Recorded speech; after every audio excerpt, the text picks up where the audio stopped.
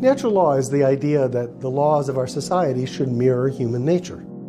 A lot of our institutions, our governments, our markets and things are based on this notion of natural law that came up in the 1700s. And the natural law they're referring to is that humans are basically competing all the time and fighting. But that's not who I am, and I don't think that's who you are either.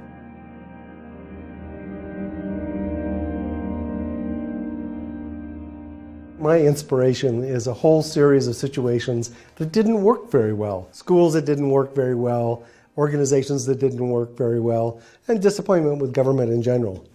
And I just think there has to be a better way.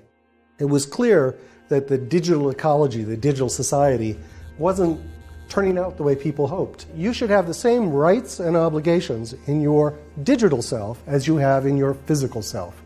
You should control information about you, who gets it and what they do with it. You shouldn't stand naked in the digital spotlight in order to be able to get something done. And so I began thinking about this and realized that the problem was that the basic model of what is a human was wrong.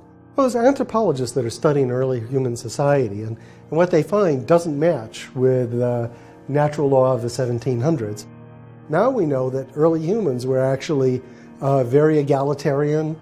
Human nature is to do trading and interaction with trusted others. We should make the social networks that we're building mirror the way humans like to operate and how we operate best. And it's not open competition. It's through trusted networks.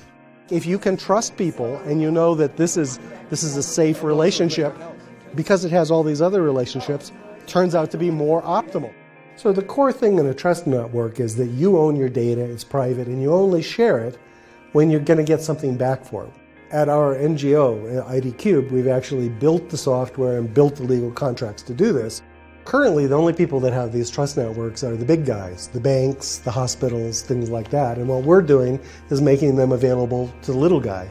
But what that's going to do is it means the big guys are not going to have as much power as they used to have.